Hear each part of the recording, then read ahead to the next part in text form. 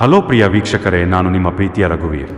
ತಮ್ಮೆಲ್ಲರಿಗೂ royal historical videos creation YouTube ಚಾನಲ್ಗೆ ಸ್ವಾಗತ ಸುಸ್ವಾಗತ.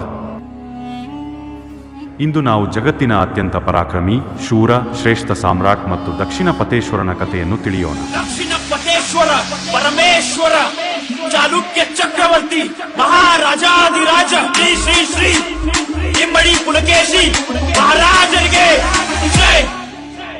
ಈ ಕಥೆಯು ಇಮ್ಮಡಿ ಪುಲಿಕೇಶಿಯ ಸಾಧನೆಗಳನ್ನು ಪ್ರಸ್ತಾಪಿಸುತ್ತದೆ.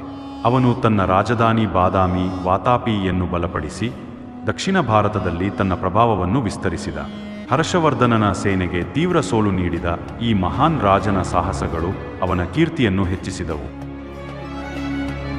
ಚಾಳುಕ್ಯ ವಂಶದ ಪ್ರಬಲ ಅರಸನಾಗಿದ್ದು ಕನ್ನಡ ನಾಡಿನ ಶೂರ ಶಾಸಕರಲ್ಲಿ ಒಬ್ಬನಾಗಿದ್ದ. ಅವನ ರಾಜಕೀಯ ತಂತ್ರ, ಯುದ್ಧ ಕೌಶಲ್ಯ ಮತ್ತು ಶೌರ್ಯ ಭಾರತದ ಇತಿಹಾಸದಲ್ಲಿ ಪ್ರಮುಖ ಸ್ಥಾನ ಪಡೆದಿವೆ. ಕಳಿಂಗ, ಪಲ್ಲವರು, ಚೇರ, ಚೋಳ, ಪಾಂಡ್ಯ ರಾಜರು ಇವನ ವಿರುದ್ಧ ಹೋರಾಡಿದರು. ಅವನು ಅದನ್ನು ಯಶಸ್ವಿಯಾಗಿ ಎದುರಿಸಿದ. ವಿಶೇಷವಾಗಿ ಪಲ್ಲವ ರಾಜ ಮಹೇಂದ್ರವರ್ಮನ ವಿರುದ್ಧ ಯುದ್ಧ ಮಾಡಿ ಕಂಚಿಯವರೆಗೆ ತನ್ನ ಆಳ್ವಿಕೆಯನ್ನು ವಿಸ್ತರಿಸಿದ. ಆದಾಗ್ಯೂ ಅವನ ಕಾಲದ ಕೊನೆಗೆ ಪಲ್ಲವ ರಾಜ ನರಸಿಂಹವರ್ಮನು ಪುಲಿಕೇಶಿಯನ್ನು ಸೋಲಿಸಿ ವಾತಾಪಿಯನ್ನು ಧ್ವಂಸಗೊಳಿಸಿದನು. ಈ ರೀತಿಯಾಗಿ ಇಮ್ಮಡಿ ಪುಲಿಕೇಶಿಯ ಜೀವನವು ವಿಜಯಗಳ ಮತ್ತು ಕೊನೆಯ ದುರಂತದ ಸಂಯೋಜನೆಯಾಗಿದೆ.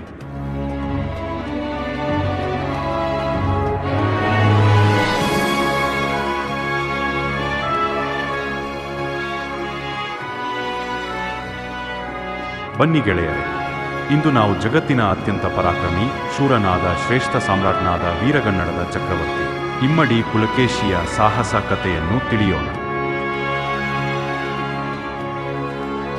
ಅರಬರಿಂದ ಕನ್ನಡ ನಾಡು ನುಡಿಯನ್ನು ಉಳಿಸಿ ಬೆಳೆಸಿದ ಕನ್ನಡ ನಾಡಿನ ಕರ್ನಾಟಕ ಚಕ್ರವರ್ತಿ ಇಮ್ಮಡಿ ಪುಲಕೇಶಿಯ ಜಯಂತ್ಯೋತ್ಸವವನ್ನು ಮತ್ತು ಚಾಲುಕ್ಯ ಉತ್ಸವವನ್ನು ಬಾದಾಮಿ ಅಥವಾ ಬಾಗಲಕೋಟದಲ್ಲಿ ಅಷ್ಟೇ ಅಲ್ಲದೆ ಕರ್ನಾಟಕದಾದ್ಯಂತ ವಿಜೃಂಭಣೆಯಿಂದ ಆಚರಿಸೋಣ. ಜೈ ಭುವನೇಶ್ವರಿ.